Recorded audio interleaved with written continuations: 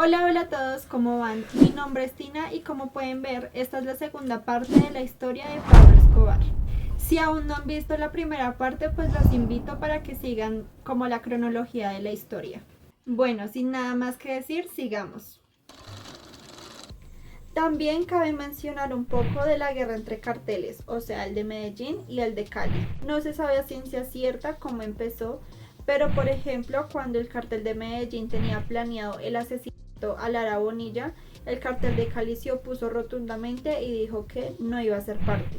También Pablo Escobar mandó a secuestrar y asesinar a un trabajador del cartel de Cali. Eso también hizo una gran ruptura entre ellos. En 1988, Helmer Pacho Herrera, del cartel de Cali, ordenó el atentado al edificio Mónaco, como objetivo de asesinar a Pablo Escobar y a su familia porque ahí residían. Y aunque no lo lograron, hubo 10 heridos y 3 muertos. E incluso la hija de Pablo Escobar, Manuela, quedó afectada con su audición. Este fue el primer atentado en carro bomba en la historia de Colombia y por supuesto fue el detonante más grande para esta guerra.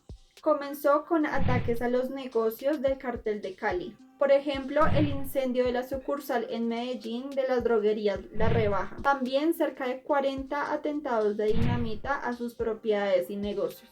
Y 10 más contra el grupo radial colombiano. Y también se hacían espionaje entre ellos.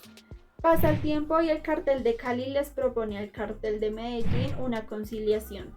Pero Escobar exige dos condiciones. Una, recibir 5 millones de dólares por el atentado al edificio Mónaco. Y la otra era la entrega de Pacho Herrera, quien era enemigo de Escobar y que incluso mandó a hacer el atentado. Pero Gilberto Rodríguez, el fundador del cartel de Cali, rechaza esto. Y 5 exmilitares que Escobar tenía secuestrados, ya que eran parte del espionaje del cartel de Cali, aparecieron muertos pocos días después, e inclusive con una cartelera que llevaba un mensaje para el cartel de Cali. Ya para estos momentos, el gobierno aceptó la extradición para los miembros de esta organización, lo que intensificó la guerra hacia el gobierno, e intentan secuestrar a Juan Gómez, quien era candidato para la alcaldía de Medellín. El 16 de enero de 1988, sicarios de Escobar secuestran a Andrés Pastrana, quien en ese momento era candidato para la alcaldía de Bogotá y más tarde sería presidente de Colombia. Lo mantuvieron varios días ocultos en una finca cerca a Río Negro. 9 días después, o sea el 25 de enero, secuestran a Carlos Mauro Hoyos, quien era el procurador general de la nación. Ese mismo día la policía logra liberar a Pastrana, pero alias Popeye, de los sicarios más importantes para Escobar, asesina al procurador. En julio de 1988 se intenta de nuevo un trato con los extraditables, pero este trato o este diálogo no quedó en nada, lo que hizo que los extraditables iniciaran nuevamente con un gran terrorismo. Estos iniciaron una gran cadena de asesinatos hacia jueces, personajes del gobierno y de la vida pública, como por ejemplo ya en ese entonces el apoderado del caso de Lara, quien era Héctor Giraldo, el exgobernador de Boyacá, Álvaro González, el gobernador de Antioquia, Álvaro Roldán, junto con 5 acompañantes que tenía en ese momento, a la jueza María Elena Díaz, al juez del Tribunal Superior de Cundinamarca, Carlos Ernesto Valencia, al coronel Quintero, quien fue acribillado con decenas de impactos de bala, y bueno, en realidad muchos otros. Adicional, dinamitaron la sede de televisión Mundovisión. El 18 de agosto de 1989 fue asesinado el precandidato presidencial por el Partido Liberal, Luis Carlos Galán. Y como consecuencia de esto, los diálogos se interrumpieron del todo. Aquí el Estado crea el grupo élite, que después se llamaría Bloque de Búsqueda, con 500 de sus mejores hombres dirigidos a cazar a los cabecillas terroristas, y lo puso al mando el coronel Hugo Martínez Poveda. Luego, el ejército y la policía lograron unos 450 allanamientos y detuvieron cerca de 13.000 personas vinculadas. El 23 de agosto de este año, 1989, el cartel envía una carta al gobierno declarando la completa guerra. Y así el terrorismo va creciendo cada día más en Colombia. El cartel se enfrenta al gobierno en base de más bombas y más asesinatos. con más de 3.000 sicarios socios del paramilitarismo, el respaldo de una gran población bajo su dominio y por supuesto un gran financiamiento, por lo que controlaban cerca del 90% del tráfico. Entre septiembre y diciembre, más de 100 artefactos fueron explotados en varias ciudades, como Bogotá, Medellín, Barranquilla, Bucaramanga, principalmente dirigidos a edificios gubernamentales, bancos, comercio y demás. En solo estos 3 meses, estos narcotraficantes fueron los responsables de al menos 289 atentados terroristas, con más de 300 civiles asesinados y 1.500 heridos. Durante estos años de tanta violencia se suma algo terrible, y es que encuentran un cuerpo tras otro con un total de 49 niñas y mujeres torturadas, mutiladas y con muchos impactos de bala.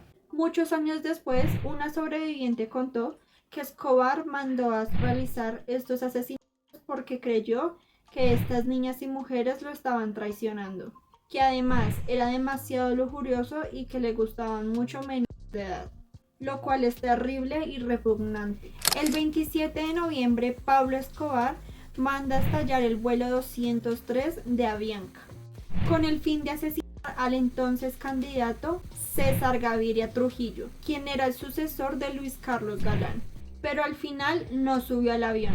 Este terrible suceso dejó 107 civiles asesinados. El 6 de diciembre se intentó el asesinato del jefe del extinto DAS, Miguel Maza. Esto haciendo estallar un bus bomba, lo cual dejó más de 200 establecimientos comerciales destruidos y 63 personas muertas, añadiéndole que 500 quedaron heridos. Luego de que en una operación lograran asesinar al segundo cabecilla del cartel y jefe paramilitar, el mexicano Rodríguez Gacha, los extraditables intentaron una nueva negociación con el Estado, por supuesto amenazando, por ejemplo, con el secuestro del hijo del asistente de presidencia y de 2 parientes del mismo presidente. El 17 de enero de 1990 acceden y liberan a los secuestrados. Entregan un bus con 1 tonelada de dinamita y uno de los mayores lugares de procesamiento en el Chocó. Pero los narcos esperaban demasiado del gobierno, como por ejemplo anular por completo la extradición, lo cual nunca sucedió. Y como ya suponemos, esto terminó en una nueva oleada de terrorismo. El 30 de marzo ofrecen dinero por cada policía asesinado. Hicieron 2 grandes explosiones en Bogotá que terminó con la vida de 21 personas. También, por ejemplo, fue acribillado el senador Federico Estrada junto con su conductor. Las víctimas en estos pocos meses fueron miles, incluyendo muchos menores de edad. Poco después de que asesinaran al jefe militar de Escobar, alias Pinina o John Jairo Arias, el 23 de junio de 1990 ocurre la masacre del bar Oporto, donde en esta noche asesinan a 23 jóvenes que se encontraban en este bar y estallan un coche bomba frente a la estación Libertadores de la policía, quitándole la vida a 14 civiles. Mientras tanto, Escobar logra escapar de cada uno de los operativos. Sin embargo, el 12 de agosto dieron muerte al primo de Escobar, Gustavo Gaviria. Aquí Escobar comienza a ordenar muchos más secuestros a familiares del gobierno, también a periodistas. Un ejemplo fue el secuestro de Diana Turbay, quien era la hija del expresidente de la República, Julio César Turbay. Ella murió durante su rescate. O también, por ejemplo, el de Marina Montoya, quien era la hermana del exsecretario general de la presidencia. Ella es ejecutada por sus captores como represalia de las muertes de sicarios y trabajadores del cartel. También para estos días asesinan al exministro de Justicia, Enrique Murtra. Por todos estos hechos, el gobierno debió adecuarse a las exigencias de Escobar. El 19 de junio de 1991 aprobaron el artículo que prohibía la extradición de colombianos y así Escobar se entrega y es recluido en la famosa cárcel de la Catedral en Envigado.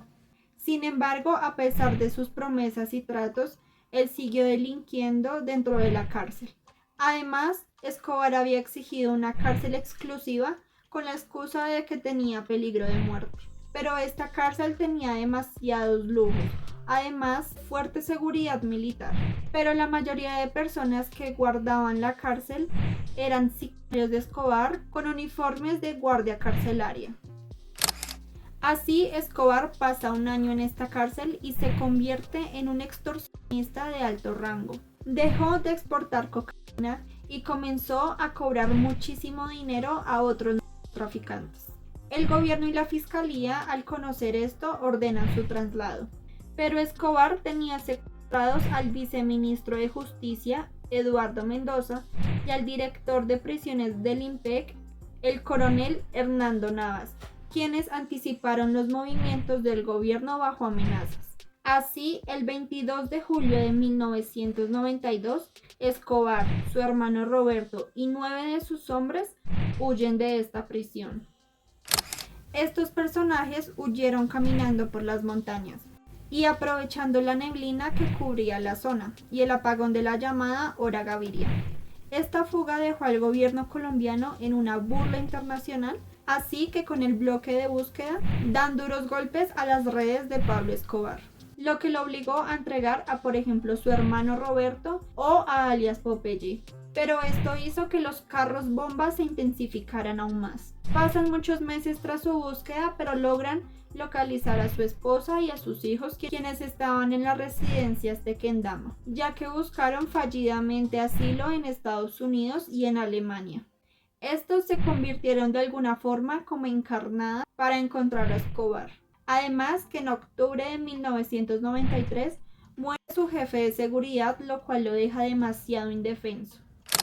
El 1 de diciembre, el bloque de búsqueda logró rastrear y localizar 6 llamadas que Escobar le hizo a su hijo. Además, con unidades de inteligencia de señales de la DIJÍN, lo cual era nueva tecnología que venía de Francia y de Gran Bretaña. Y así es como llega el día 2 de diciembre de 1993. Unidades del bloque de búsqueda rodearon la casa en donde se encontraba. El barrio era Los Olivos en Medellín y es un barrio de clase media. Escobar ese día se encontraba solo con un sicario que se llamaba Álvaro de Jesús, quien fue abatido ese día tras resistirse al bloque de búsqueda. Al verse tan acorralado, Pablo Escobar trató de escaparse por los tejados de las casas y según su autopsia recibió 3 tiros. Uno que el bloque de búsqueda hasta el día de hoy niega porque fue a muy poca distancia y directo en la cara. Aún hay muchas hipótesis sobre su muerte, como por ejemplo de que él mismo se quitó la vida y esta teoría la apoya incluso su hijo. Otros como que en realidad el disparo de muerte fue por un agente de la SIJÍN o del Delta Force o incluso paramilitar.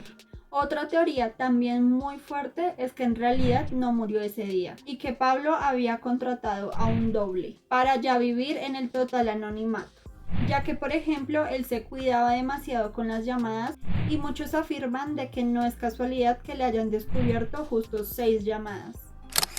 Después de la muerte de Escobar, sus familiares se mudaron y residen en Buenos Aires, Argentina, por seguridad y además para dejar el estigma del apellido Escobar, todos se cambiaron sus nombres y apellidos.